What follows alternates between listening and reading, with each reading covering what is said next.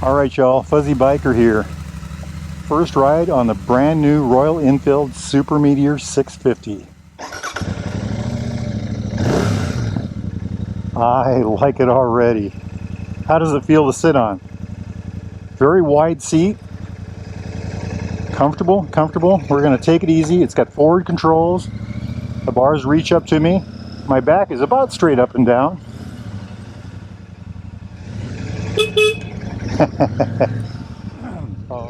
If you are in the market for a new or used Royal Enfield, Triumph, classic British bike of any type, get yourself over here to Baxter Cycle in the mighty Metropolis of Marnie, Iowa. They've got all kinds of motorcycles, including Super Meteors. BaxterCycle.com. Wahoo! Oh, I like the way this thing works. I'm going real slow on it because it's a new motorcycle. I'm not used to it. I haven't ridden one like this yet. Boy, it works so well. Look at that. Feet up the whole time. Very good. Very good. Incredibly smooth. Smooth with a rough edge. How's that sound? I'm trying to judge that. I love the way it sits. It's very comfortable. It's definitely a cruiser. The levers are awesome. I think some of the best levers on the market are the ones that are on the 350s that Royal Enfield makes, and this is an updated version of that exact lever. You know, a little beefier, a little Meteor. Get it? Meteor? Sorry. Wow, this is nice. 59-inch wheelbase. That is 1,500 millimeters, I believe. Wow, turned on a dime, gave us 8 cents change. Very nice. I'm impressed. It feels heavier than an Interceptor for sure. Probably more stable. This is all very first feelings, you know. I love the sound. Good grief, is it very good shifting? You know, we've got a rainy, overcast day here in the mighty Metropolis, and this is a real bright spot in the day for us. You know, this is an amazing motorcycle to have come in today. I've been waiting for this all week. Look at this, feet up. I like it, I like it. It's got a 320 millimeter disc on the front with a 2-piston Vibri. On the rear it has a 300 millimeter disc, which is amazing. That's a pretty large disc for the rear. And that has a single pod Vibri. ABS brakes, of course. I love the way that thing shifts. I just love it. Chain drive, of course. Forward controls, as you can see there. I am a person who loves cruisers, and I like forward control motorcycles.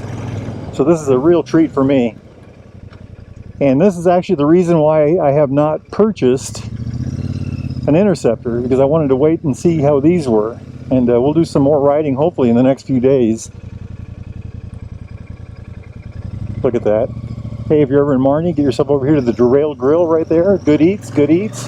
What a turning machine. You can tell it's got the longer wheelbase, and you can tell it's heavier. I can't remember the weight offhand, but it's something like 240 kilos, 530 pounds, something like that wet. I'll put that down below. Seat height on this is 29.1 inches. Talk about a low seat. I think that is about the lowest seat of any Royal Enfield right now. So adjustable clutch lever, adjustable brake lever. Over here we've got the flash to pass. By the way, this is all metal, real metal.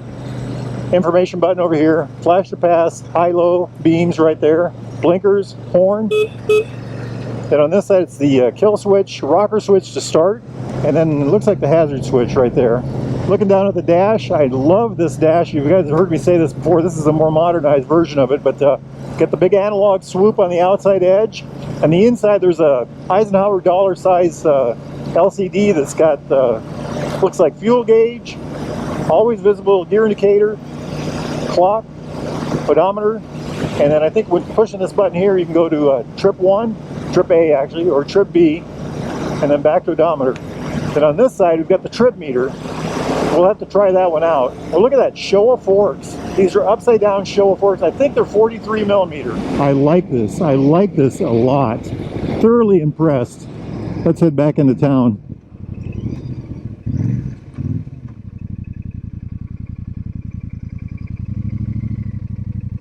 Excellent, excellent, excellent. The sound is great. The stock sound. Full is decent. It goes through the gears. It's pretty smooth, but it's got a kind of a grit to it. I don't know how to explain that.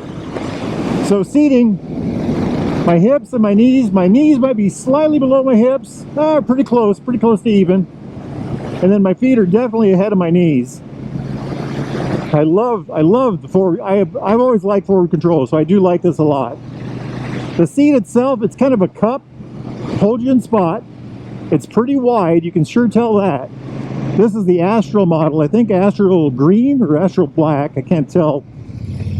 Beautiful. This is an absolutely fabulous thing. LED headlight, tail light.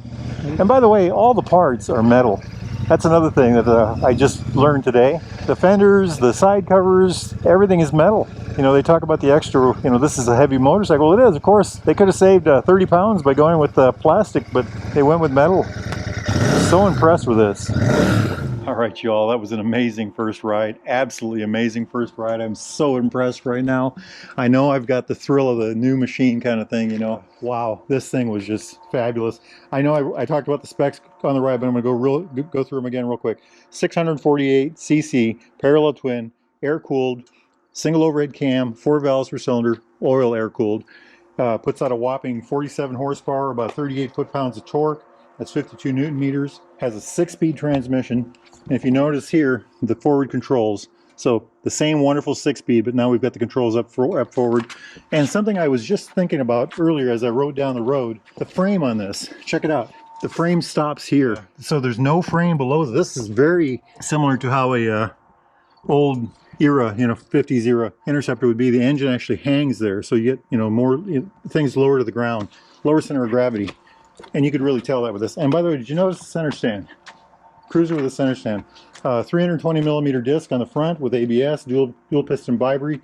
300 millimeter disc on the rear with a single piston bi-brake. The back tire is a 150/80/16.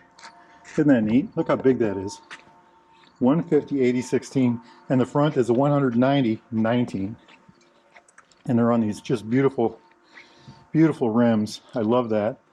The forks are 43 millimeter. There's 4.7 inches of travel in the front. That's about 119 millimeters, and they're covered. They're protected from the bugs and the dirt. Isn't that just gorgeous? These are Showa forks too, by the way. Showa right there. The rear has about 4 inches of travel. It's about 102 millimeters. Seat height, 29.1 inches. That's 739 millimeters. Wheelbase, 59 inches. That's about 1,500 millimeters. The ground clearance is 5.3 inches. That's 135 millimeters, plenty of ground clearance. Fuel tank is 4.1 gallons, 15.5 liters. And the wet weight, the big number, the number everybody's been raving about, 531 pounds wet. That's 241 kilograms. I can't wait to get a couple hundred miles on one of these. It's just it's a very comfortable place to be. So let's kind of go over the stuff real quick. We already talked about this a little bit. Jumping up here, looks like a digital headlight. That looks analog on the blinkers. I think the taillight is supposed to be digital too. LED is what I mean when I say that.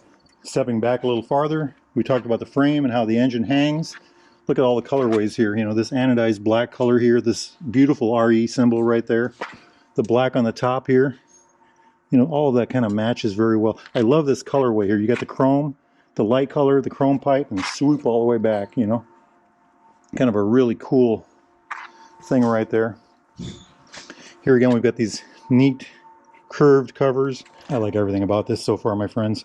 This tank is interesting. So this is the Astral green color. It's a very dark green. And they've got this pinstripe here. Kind of a silver pinstripe, the silver writing on the side. You know, same thing here. So very nice looking. You know, the fenders, the side covers, the tank, everything's the same color. I like the fact that this is chromed. You know, look at this beautiful seat. And by the way, that's something I noticed riding, and been looking forward to that. That's very nice. You know, it's one of the things about the regular Meteor is how wide and comfortable the seat is. I put hundreds of miles on a regular Meteor, and I've always appreciated the seat. This one's even wider. Going back to the tank, kind of a Monza style inlet there, lockable of course. Very good. We'll get to this in a second. Look at this back end. A lot of similarities to the 350 Meteor, but it's not. It's also very different. I love the way it looks. These pipes are something I questioned in picture, but now seeing them in real life, I'm pretty impressed with them. Of course, I'm kind of a kid in the candy store right now, aren't I? Just a beautiful thing, you know. Metal, by the way, metal. You know, metal, metal, metal, metal, metal. Everything's metal. You know, that's just amazing. And then look at all this. Just look at the quality there. You know, everything's the bar risers, Just everything's done so well, you know. We'll get to this in a second. You know, these things here, you know, cast, triple tree, you know, everything is just gorgeous, gorgeous. All right, let's get up to here. First off, isn't that just a pretty area to be right there? Just, you know, really nifty. I'm going to jump right to the levers. The regular 350s have this type of a lever. This is the same thing, only wider. And these are adjustable. You can adjust the clutch lever for throw. You can do the same thing with the brake lever. You can adjust this distance here. I think you hold this out and turn this knob here one way or the other, and that'll change this distance. But isn't that neat? So these levers have got the good sweep to them. They're narrow on the ends, and up here they've got this nice wide area here and a very good rounded radius right there. Very good in the hands, and they work very well with this. Is it a mall or amel? Dale, can you tell me? Look at that. Hand grips, and these are labeled Royal Enfield. I know they got Royal Enfield right on them, but they work very well with those levers, you know. I like that. This is metal, you know, this kind of an anodized, I don't know what you call that, but so information switch, high-lows, flash to pass, blinkers, horn, kill switch, run switch, rocker switch start, and then that's in the old throwback red color, and then the hazard lights right there. I think that's hazard lights. Yeah, it is.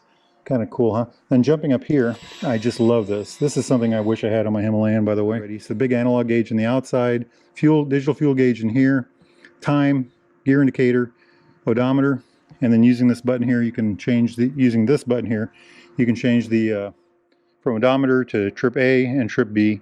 Then down here we've got an oil light, a real oil light. That's something I wish all bikes had. And then a battery light. So this is both an oil light and a battery light. And the reason... Okay, I'm getting carried away. I'm just, I'm loving it. I'm pining. I'm going on and on and on. So I'm just going to say this. If y'all are in the market for a new or used Royal Enfield like this one or any other, Triumph, classic British bike of any type, need parts, accessories, doodads, doohickeys, whatever, gear, boots, gloves, anything like that at all, get yourself over here to Baxter Cycle, the mighty Minneapolis of Marnie, Iowa, or go to baxtercycle.com. Tell them Fuzzy Biker sent you. Now, as much as I'd like to tell you that I'm going to go ride that motorcycle some more, I'm not. I'm going to go ride that motorcycle some more. Life is good. Get out there and enjoy it, my friends. Get out there and ride. Wahoo!